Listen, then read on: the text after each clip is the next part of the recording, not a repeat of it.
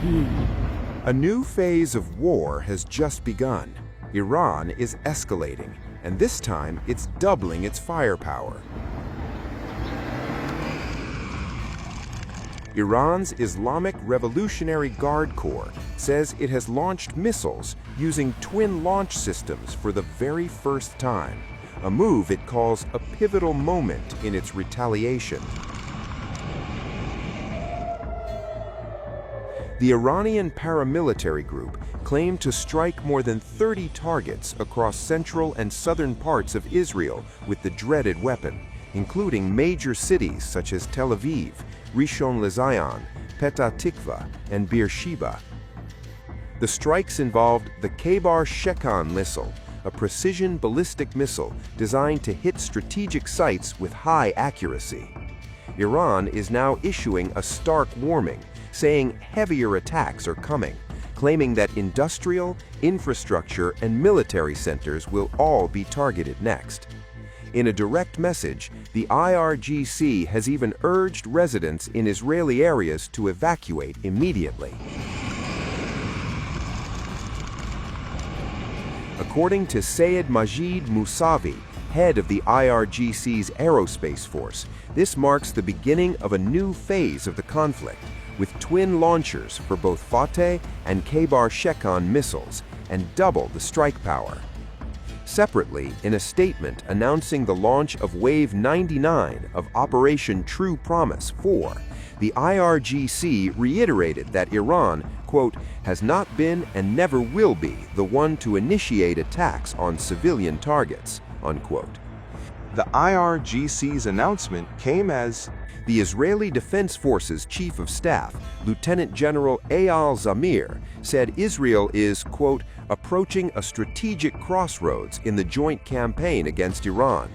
So far, we have achieved significant accomplishments, also in relation to the objectives we set when launching the operation. We will continue to act with determination and deepen the blows to the regime. Earlier in the day, the Israeli Air Forces, according to the Times of Israel, bombed around 10 key rail sections and bridges in Iran. Ahead of the strikes, the IDF warned Iranians in a post on X to stay away from trains until this evening. Security officials cited in the report claimed the IRGC had used the rail and highway bridges to move weapons and other military supplies. Israel has also warned it would strike Iranian national infrastructure to cause economic damage to the regime. Meanwhile, with new weapons, new tactics, and a clear warning of escalation, this conflict is entering a far more dangerous phase. The question now being asked is, how far will this war go?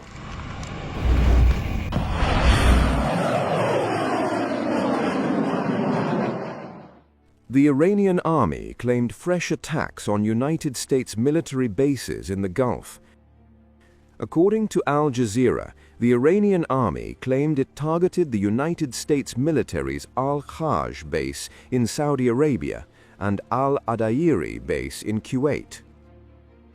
The Iranian military said it attacked the two bases using Arash-2 drones following its warning against the use of regional states' territories to carry out attacks on the Iranian soil. The latest attacks took place amid Iranian Foreign Minister Syed Abbas Araghchi pointing out during a phone call with his Qatari counterpart that all states had a legal responsibility to prevent their territories from being used as platforms for aggression against other countries. Remember, Qatar, capital Doha, hosts biggest American military base in the Middle East and has faced a series of attacks from Iranian forces since the start of the war last month. Earlier, the Iranian military said that any attack on civilian targets would be met with multiplied response. We have stated from the very beginning that any aggression targeting civilian objectives would be met with a decisive multiplied response against the enemy's interests in any part of the entire region.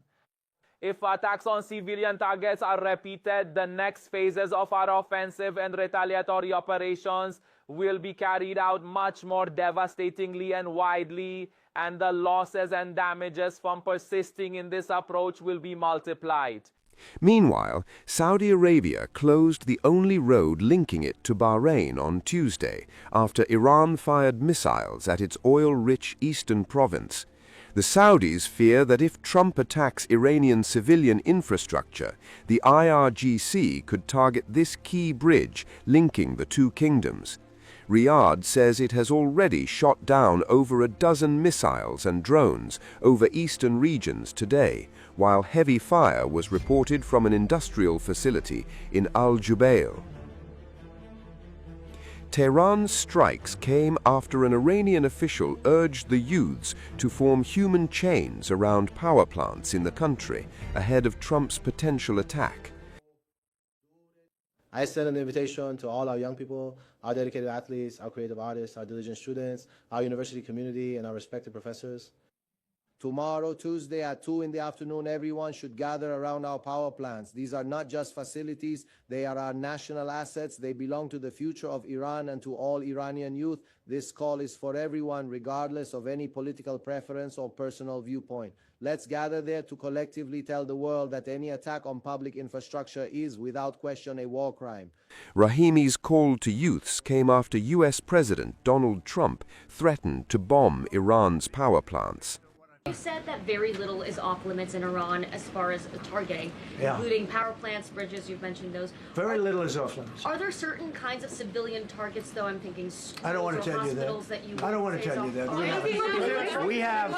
We have a plan, because of the power of our military, where every bridge in Iran will be decimated by 12 o'clock tomorrow night, where every power plant in Iran will be out of business, burning, exploding, and never to be used again. I mean, complete demolition by 12 o'clock. And it'll happen over a period of 4 hours if we wanted to. We don't want that to happen. We may even get involved with helping them rebuild their nation. And you know what? If that's the case, the last thing we want to do is start with power plants, which are among the most expensive things, and bridges. You saw the bridge went. We were very close to a deal. Do I want to destroy their infrastructure? No. It will take them 100 years to rebuild. Right now, if we left today, it would take them 20 years to rebuild their country, and it would never be as good as it was. And the only way they're going to be able to rebuild their country is to utilize the genius of the United States of America.